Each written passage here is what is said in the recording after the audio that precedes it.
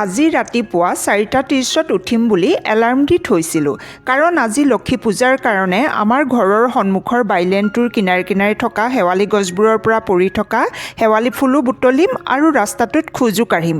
খোজকাঢ়ি থাকোঁতে দেখিলোঁ এটা ঘৰৰ সন্মুখত থকা শেৱালি গছজোপাৰ তলত শেৱালি ফুল পৰিবলৈ কাপোৰ পাৰি থৈছে। এই ফুল লক্ষী পূজাত দিব। শেৱালি ফুল বাস্কেটত ভৰাই অলপ সময় ৰাস্তাটোত খোজ কাঢ়িলোঁ। আমাৰ ঘৰৰ ৱালত লাগি থকা গছজোপাত হালধীয়া ফুলবোৰ দেখি বহুতকেইপা ফুল ছিঙি বাস্কেটত ভৰাই ল'লোঁ। বাস্কেটত থকা শেৱালি ফুলখিনিৰ ওপৰতে হালধীয়া ফুলখিনি ৰাখিলোঁ। বিশ্বকৰ্মা পূজাৰ পৰা গছজোপাত ফুল ফুলিবলৈ আৰম্ভ কৰিছিলে আৰু এতিয়ালৈকে থোপাথোপে ফুলিয়ে আছে। ফুলবোৰৰ ওচৰলৈ কিমান যে ভোমোৰা বিভিন্ন ৰঙৰ পখিলা আহে, সৰু সৰু চৰাইবোৰো এই গছজোপাত পৰেহি।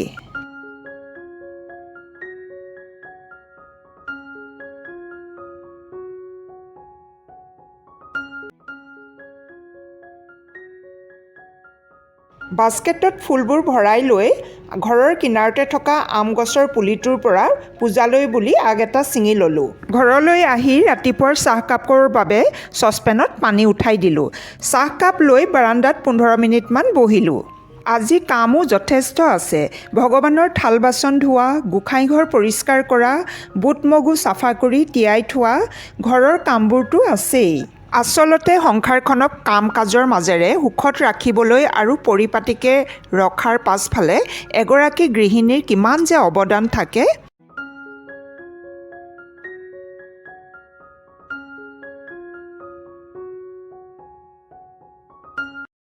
চাহকাপ খাই এলাহ আঁতৰাই ঘৰৰ চাফাই কামত ধৰিলোঁ। এই বেডৰুমটোৰ বেড কাভাৰখন চেঞ্জ কৰি দিলোঁ। বেড কাভাৰখন চেঞ্জ কৰিম বুলি থাকোঁতে বহুত দিনেই পৰি থাকিলে। আজিকালি অলপ ঠাণ্ডা পৰিছে বাবে খুব সোনকালে বেড কাভাৰ চেঞ্জ নকৰিলেও হয়। এই সেউজীয়া ৰঙৰ বেড কাভাৰখন মোৰ বৰ পচন্দৰ, বৰ ধুনীয়া। গোটেই বেড কাভাৰখনত এম্ব্ৰইডাৰী কৰা আছে। পিংক কালাৰ ফুল ফুলি থকা গছৰ ডালত দুটা মৌৰা চৰাই বহি আছে।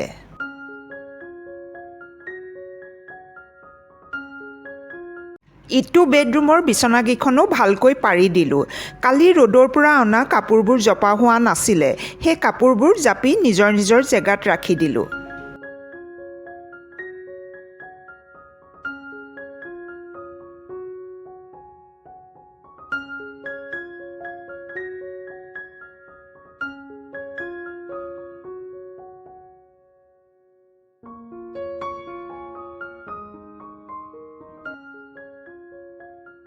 ৰাতিপুৱা ব্ৰেকফাষ্ট কৰা বাচনবোৰ গোটাই লৈ ধুলোঁ।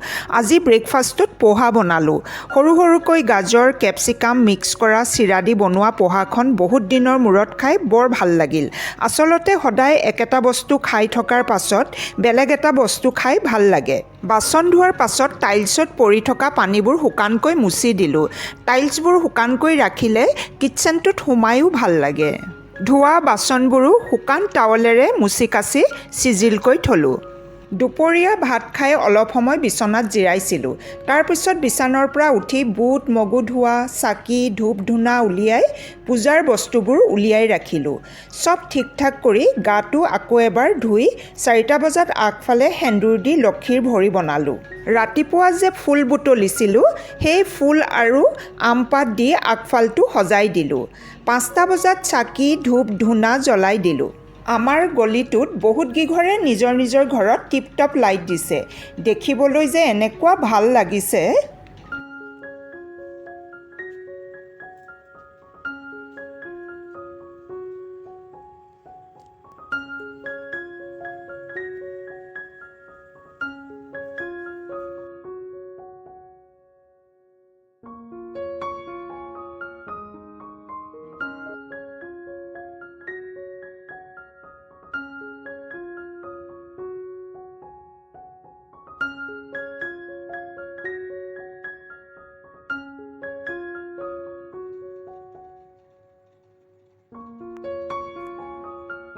মই চাউলৰ পিঠা কেইটামান বনাম বুলি চাউলৰ গুড়িৰ লগত গুড় মিহলাই ঘোলটো বনাই থৈছিলোঁ।